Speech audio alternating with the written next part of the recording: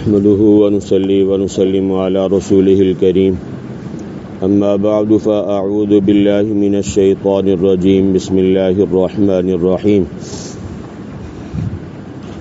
والذين هاجروا في سبيل الله ثم قتلوا أو ماتوا ليرزقنهم الله رزقا حسنا وإن الله لهو خير الرازقين ليدخلنهم مدخلا يرضونه وَإِنَّ اللَّهَ لَعَلِيمٌ حَلِيمٌ صدق اللہ العظیم وبلغنا رسوله النبی الکریم ونحن على ذلك لمن الشاہدین والشاکرین والحمد للہ رب العالمین اللہم صل علی سیدنا محمد النبی الأمی وعلى آلہ وبارک وسلم والذین ہاجروا، اور وہ لوگ جنہوں نے ہجرت کی، فی سبیل اللہ، اللہ تعالیٰ کے راستے میں، ثم قتلوا، پھر وہ قتل کیے گئے، او ماتوا، یا مر گئے، لیرزقنہم اللہ رزقا حسنا، ضرور رزق دے گا ان کو اللہ تعالیٰ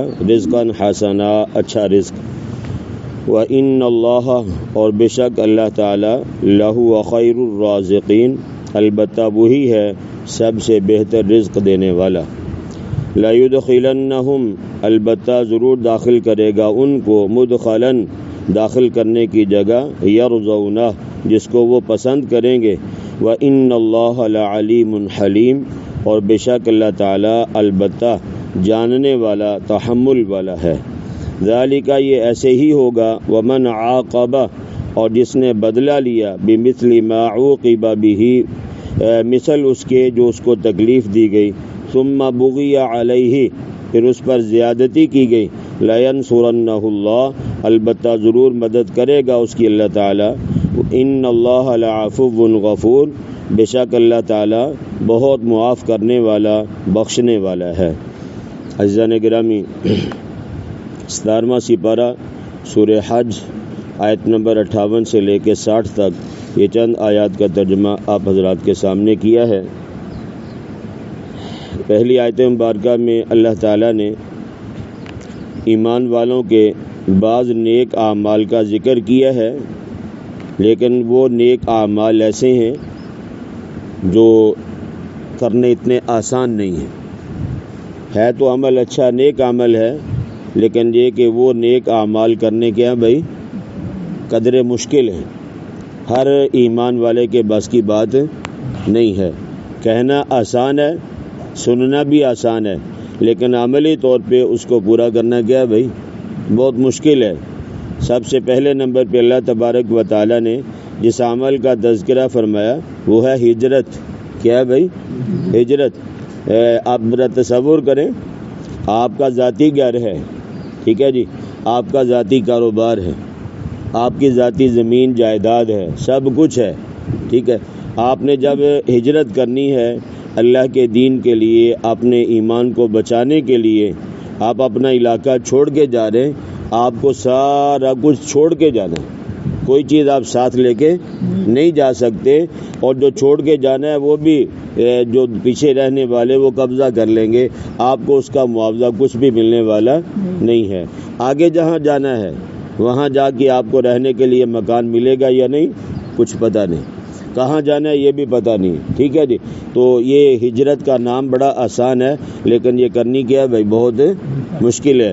تو اللہ تبارک و تعالیٰ فرما رہے والذین ہاجروا فی سبیل اللہ، اور وہ لوگ جنہوں نے ہجرت کی اللہ تعالیٰ کے راستے میں، اللہ تعالیٰ کی رضا کے لیے۔ لوگ جاتے ہیں اپنے کاروبار کے لیے، یعنی پیسہ کمانے کے لیے، ایک جگہ سے دوسری جگہ چلے جاتے ہیں، یہ جانا اور ہے، ٹھیک ہے جی، یہ دنیاوی منفعت حاصل کرنے کے لیے جانا ہے۔ ایک یہ ہے کہ اپنے ایمان کو بچانے کے لیے جانا ہے، ہجرت کرنی ہے۔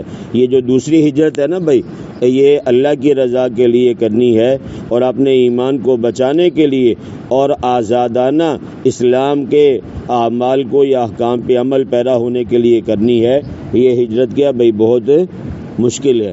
تو فرمایا وہ لوگ جنہوں نے ہجرت کی اللہ تعالیٰ کے راستے میں، اور ساتھ فرمایا کہ اللہ تعالیٰ کی رضا کے لیے، تو اس کے بارے میں نے پہلے عرض کیا کہ یہ سب کچھ چھوڑنا، مکانات ہے، باغات ہیں، زمین جائیداد ہے، سب کچھ چھوڑ کے نکلنا ہے، یہ کام بڑا مشکل ہے، لیکن صحابہ رضی اللہ عنہم پہ قربان جائیں، اللہ کے نبی صلی اللہ علیہ وسلم کی معیت میں انہوں نے یہ سب کچھ چھوڑا ہے۔ اور مکہ سے کہاں گئے بھائی؟ مدینہ طیبہ میں۔ پہلی ہجرت حبشہ کی طرف ہے، پھر اس کے بعد عام جو بڑی ہجرت تھی یہ مکہ مکرمہ چھوڑ کے مدینہ طیبہ گئے۔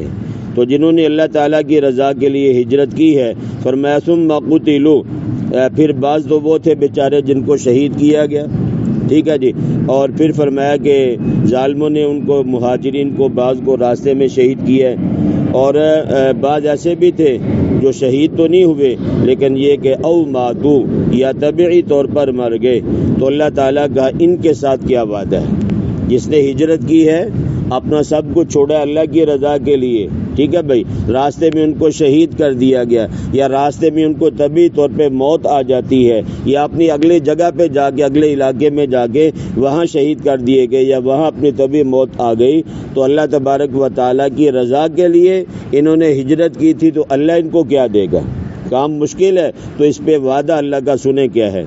فرمایا کہ او ماتوا لیرزقنہم اللہ رزقا حسنا، ضرور رزق دے گا اللہ تعالیٰ، اچھا رزق مرنے کے بعد قبر میں، خوراک اور رزق ملتا ہے۔ مرنے کے بعد قبر میں ان کو کیا ملتا ہے بھائی؟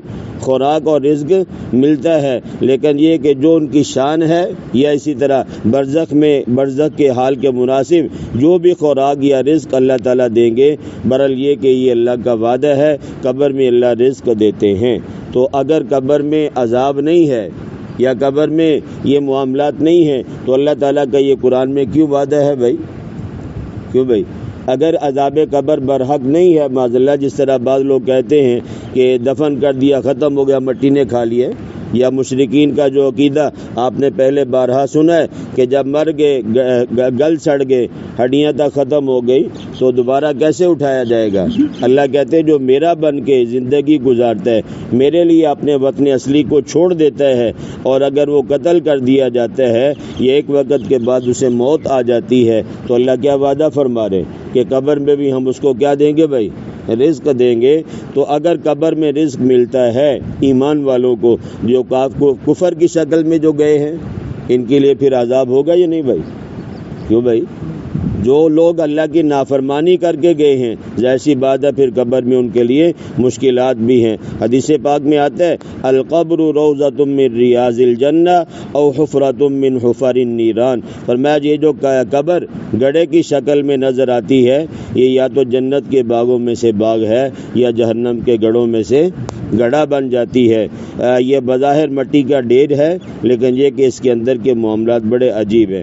حدیث مبارکہ میں آتا ہے کہ وہاں تو مردہ منتظر ہوتا ہے کہ میرے لیے کوئی دعا کرنے والا ہو، وہاں اس کا کوئی بس نہیں چلتا۔ میت کا قبر میں جا کے کوئی بس نہیں چلتا، لیکن اس کی آخری خواہش یہ ہوتی ہے کہ میرے لیے کوئی دعا کر دے، میرے لیے کوئی دعا کر دے۔ میں نے پہلے بھی یہ بات کئی دفعہ کی ہے کہ ہمیں تو اپنے لیے مانگنے کی فرصت نہیں ہے۔ سچ جانے بھائی، میں بھی آپ ہی کا بھائی ہوں، جو معاشرے میں رہنے والا ہوں، ہمیں بعض دفعہ اپنے لیے مانگنے کے لیے وقت نہیں ملتا، تو ہم جانے والوں کے لیے اپنی دعا و مناجات میں کہاں یاد رکھنے والے؟ تو دنیا ہے، بے وفا ہے، بھول جاتے ہیں کچھ دن رونے دھونے کے بعد، اپنے کام کاج میں لگ کے ایسا بھولتے ہیں کہ کبھی جا کے خیال آتا ہے کہ میرا کوئی بڑا تھا اور وہ دنیا سے چلا گیا، ورنہ کئی سالوں گزر جاتے ہیں، کبھی دل میں خیال تک نہیں گزرا۔ ٹھیک ہے بھائی، تو اس لیے بہترین موقع آج ہے کہ ہم اپنے لیے کچھ نہ کچھ لے کے جائیں صاحب، جانے اپنے پیچھے رہنے والوں پہ امید نہ رکھیں، بلکہ یہ کہ اپنے لیے عمل کر کے لے کے جائیں، تاکہ کل قبر میں جا کے ہمیں کسی کے ہاتھ کی طرف دیکھنا نہ پڑے۔ تو فرمایا کہ قبر میں اللہ تعالیٰ ان کو ضرور رزق دے گا، اور وہ رزق آج میرے اور آپ کے وہم و گمان میں بھی نہیں آ سکتا۔ وَإِنَّ اللَّهَ لَهُوَ خَيْرُ الرَّازِقِينَ، اور بے شک اللہ تعالیٰ البتہ وہی ہے سب سے بہتر رزق دینے والا۔ مجازی طور پر والد بھی اولاد کو روزی دیتا ہے، رزق دیتا ہے، کھانا دیتا ہے، آقا بھی اپنے غلاموں کو کھلاتا ہے، لوگ جانوروں کو بھی چارہ ڈالتے ہیں، مگر پیدا تو کس نے کیا بھائی؟ اللہ نے۔ کوئی ایک دانہ انسان پیدا کر سکتا ہے؟ جتنا بھی ہم روٹی کھاتے ہیں، گندم ہے، دیگر سبزیاں ہیں، اناج غلہ ہے، جو کچھ بھی نکلتا ہے، فرمایا یہ سارے کا سارا اصل کون پیدا کرنے والا ہے؟ اللہ کی ذات پیدا کرنے والی ہے۔ تو فرمایا کہ دوسرا وعدہ لا يدخلنهم مدخلا يرضونه، فرمایا البتہ ضرور داخل کرے گا اللہ تعالیٰ ان کو ایسی داخل کرنے کی جگہ میں یرضونہ، جس کو وہ پسند کریں گے۔ جنت کا سکھ، چین، آرام آج ہمارے تصور میں بھی نہیں آ سکتا جس کا اللہ تعالیٰ نے وعدہ فرمایا۔ آج اگر جنت کا نقشہ سامنے ہو نا تو سارے اس کی طرف دوڑیں، اور جہنم کا نقشہ اگر ہمارے سامنے ہو تو سارے جہنم سے دور بھاگے۔ آج ہم لفظی زبانی طور پر جنت اور دوزخ کہتے ہیں، لیکن حقیقتاً ہم جنت دوزخ سے کیا بھائی واقف نہیں ہیں۔ اگر ہمیں جنت کی صحیح سمجھ آ جائے تو ہم اس کو حاصل کرنے کی سر توڑ کوشش کریں، اور اگر ہمیں جہنم کے معاملات کی سمجھ آ جائے تو بندہ جہنم سے دور بھاگنے کی کوشش کرے۔ لیکن یہ کہ میں نے عرض کیا کہ صرف زبانی طور پر ہے، باقی حقیقت کیا ہے اس سے ہم لوگ بہت دور ہیں، ایمان بھی کمزور ہیں، اعمال بھی ایسے ہی ہیں۔ اس لیے ہر وقت یہ سامنے رکھ کے زندگی گزاری جائے کہ ایک نہ ایک دن مجھے اس جہان کو چھوڑ کے کسی دوسرے جہان میں جانا ہے، اور وہاں جا کے اپنے سارے کیے ہوئے اعمال کا جواب دینا ہے۔ تو فرمایا اللہ تعالیٰ ان کو ایسی جگہ میں داخل کرے گا جہاں وہ پسند کریں گے اس جگہ کو۔ وَإِنَّ اللَّهَ لَعَلِيمٌ حَلِيمٌ، اور بے شک اللہ تعالیٰ البتہ جاننے والا، تحمل والا ہے کہ اگر وہ فوراً کسی کو سزا نہیں دیتا تو وہ یہ نہ سمجھے کہ میں بچ گیا ہوں۔ وہ رتی رتی کا حساب جانتا ہے، جس نے رتی برابر بھی نیکی کی ہوگی اس کو بھی بدلہ ملے گا، اور جس نے رتی بر گناہ کیا ہے وہ بھی اس کی سزا پائے گا۔ ذالک، یہ اسی طرح ہوگا کہ اللہ تعالیٰ مومنوں کو بہتر رزق عطا فرمائیں گے اور ایسی جگہ داخل کرے گا جس کو وہ پسند کریں گے۔ آگے حکم بیان فرمایا ہے وَمَنْ عَاقَبَ، اور جس نے بدلہ لیا بِمِثْلِ مَا عُوقِبَ بِهِ، مثل اس کے جو اس کو تکلیف دی گئی، ثُمَّ بُغِيَ عَلَيْهِ، پھر اس پر زیادتی کی گئی، لَيَنْصُرَنَّهُ اللَّهُ، البتہ ضرور مدد کرے گا اللہ تعالیٰ اس کی۔ إِنَّ اللَّهَ لَعَفُوٌّ غَفُورٌ، بے شک اللہ تعالیٰ البتہ معاف کرنے والا اور بخشنے والا ہے۔ بھائی یہ مسئلہ سمجھ لیں، اگر کسی آدمی نے کسی پر زیادتی کی ہے، تھپڑ مارا، گالی دی ہے یا کوئی اور تکلیف دی ہے، شریعت کا یہاں پہ معاملہ یہ ہے کہ شریعت مظلوم کو یہ کہتی ہے کہ تم بدلہ لینا چاہو تم بدلہ لے سکتے، تمہیں اختیار ہے، تمہیں کھلی چھٹی ہے، بدلہ لینا چاہو، اللہ نے منع نہیں کیا۔ ایک نے ایک تھپڑ مارا ہے، جواب میں آپ اسے ایک تھپڑ مار سکتے ہیں، منع نہیں ہے۔ کسی نے ایک انگلی کاٹی ہے، جواب میں آپ ایک اس کی انگلی کاٹ سکتے ہیں، لیکن یہ کہ زیادتی نہ ہو۔ ٹھیک ہے بھائی، ایک نے ایک گالی دی ہے، آپ جواب میں ایک گالی دے تو سکتے ہیں لیکن مناسب نہیں۔ آپ کیوں اپنی زبان گندی کر رہے ہیں؟ ٹھیک ہے بھائی، گالی دینے سے آپ کو کیا ملے گا؟ زبان گندی ہوگی، بہتر ہے کہ اللہ کی رضا کے لیے اس کو کیا کر دیا جائے بھائی، معاف کر دیا جائے۔ ہمارے ہاں یہ ہے کہ اگر کوئی ایک گالی دے، ہم آگے سے گالیاں بھی کتنی دے لیتے ہیں اور پھر آگے سے نہ جانے کیا کچھ سنا دیتے ہیں، پھر بھی ہماری ٹانگ اوپر ہی ہوتی ہے۔ ٹھیک ہے بھائی، تو یہ شریعت کا معاملہ ہے، معاف کرنے کو ترجیح دی گئی ہے، لیکن یہ کہ اگر کوئی بدلہ لینا چاہتا ہے فرمایا جتنی زیادتی ہے اتنا بدلہ لے لیں۔ اگر اس کے اوپر زیادتی کرے گا لَيَنْصُرَنَّهُ اللَّهُ، پہلے یہ مظلوم تھا، اب اگر اس نے بدلہ لینے میں زیادتی کی ہے تو فرمایا اب یہ کیا بن گیا بھائی، ظالم بن گیا۔ یہ کیا بنا؟ ظالم بن گیا۔ اور اللہ تعالیٰ کا وعدہ ہے کہ اللہ ہمیشہ مظلوم کی مدد کرتے ہیں۔ مظلوم کی کیا کرتے ہیں بھائی؟ مدد کرتے ہیں۔ اور اگلی بات یہ ہے کہ مظلوم اگرچہ کافر ہی کیوں نہ ہو، ایک طرف مسلمان ہے اور ایک طرف کافر ہے، مسلمان ظالم بنا اور کافر مظلوم بنا، اگر کافر کے ساتھ زیادتی کی گئی ہے تو اللہ کی مدد کس کے ساتھ ہوگی بھائی؟ کافر کے ساتھ ہوگی، کیونکہ وہ مظلوم ہے۔ اور مظلوم کی بد دعا سے فرمایا بچو، اس لیے کہ عرش اور اس کی بد دعا کے درمیان کوئی پردہ نہیں ہوتا. اس لیے کسی کے اوپر ظلم کر رہے یا کسی کو گالم گلوچ کر رہے یہ سمجھتے ہوئے کہ یہ پردیسی ہے, یہ کمزور ہے, یہ میرا کچھ نہیں بگاڑ سکتا, یہ تو کچھ نہیں بگاڑ سکتا. لیکن یہ بات ذہن نشین فرما لیں, اللہ فرماتے ہیں ہم اس کی مدد کرتے ہیں جو مظلوم ہوتا ہے. اب جو اس کے ساتھ اللہ کی مدد شامل حال ہو جائے اس کا کون کچھ بگاڑ سکتا ہے؟ اس لیے ہمیشہ ظلم سے اپنے آپ کو بچا کے رکھیں. اللہ کی ذات سے دعا ہے کہ جو کچھ کہا سنا گیا اللہ مجھے بھی, اللہ آپ کو بھی کہنے سننے سے زیادہ سمجھ کر عمل کرنے کی توفیق نصیب